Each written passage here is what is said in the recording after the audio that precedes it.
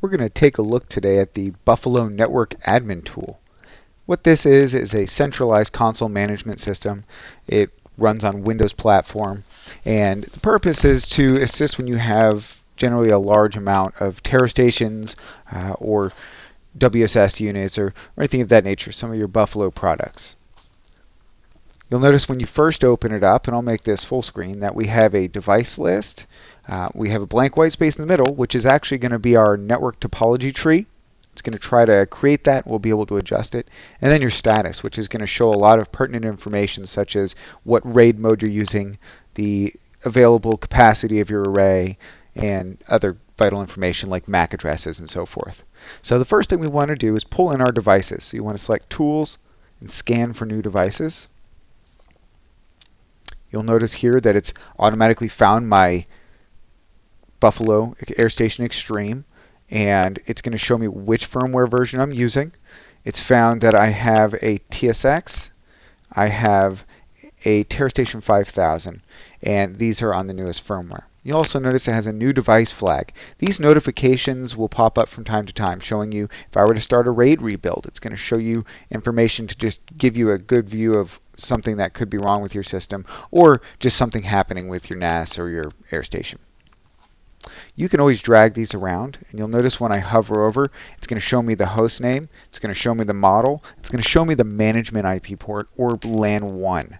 So this is actually 10.10.10.27, but I'll notice over here I have this one, 5600. I have two NICs in this one, both in use, so if I select it, you'll see that over here it's showing me both of my NICs as well as what they are. This is where it's also showing my RAID mode, and I'm going to go ahead and extend this out a little bit. So I have RAID 6. I have a USB drive plugged into one of my ports. And on my array, which I have one large array, how much capacity is being used. You can always select all of your devices over here by holding down Shift, and you can right-click and close the notifications if you don't want to have to see them anymore. And the next time a new useful notification will come up, it'll pop right back up there. You can also do this by selecting one of your units here, which you can drag around with the mouse. So if I know that maybe both of these are in the same room and I have another physical room over here, you can add devices and move them around as you need. One of the useful features with this tool is the ability to update multiple devices simultaneously. What I mean by that is there are two methods of being able to download updates for your NAS. One method is to download the firmware update from our website, and you can either go to Downloads and type in your model number. You can select your product, and for this particular device, let's say I have a TS5600, and my firmware will be here. And you'll notice I have firmware 2.4 on the website here. So firmware that's on the website is not always the same firmware that is posted within the update utility. We like to stagger our update rollouts, so there are times where we may release it to the website a little sooner, and then we might release it to the system that this uses for its update system afterwards. So if I were to want to update to 2.4, right now our Buffalo Network Admin tools would only know up to, I believe, version 2.3. So if you wanted to do 2.4, you download it first. You can right-click on that device and use TerraStation functions with update firmware. This is going to ask where have you downloaded the firmware for this one. So I can go to a local download area where maybe I've downloaded these.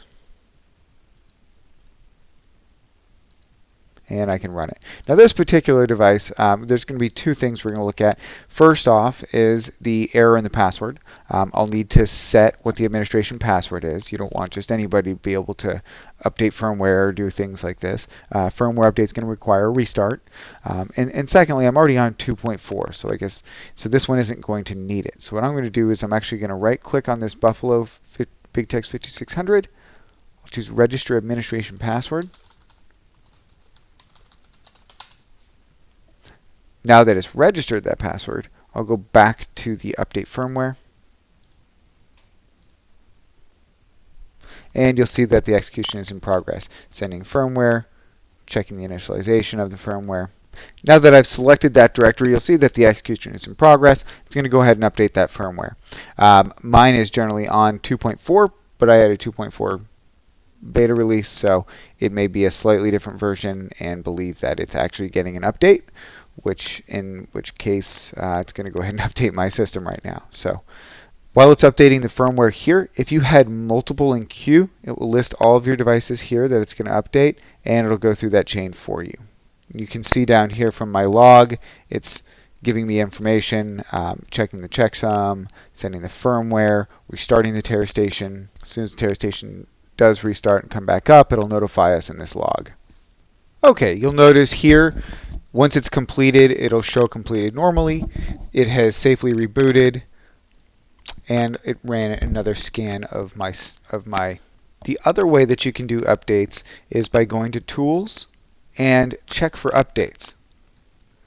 Here, the first thing you want to do is set the update check settings, which is going to allow you to specify the target directory of where you want it to download all updates and store them.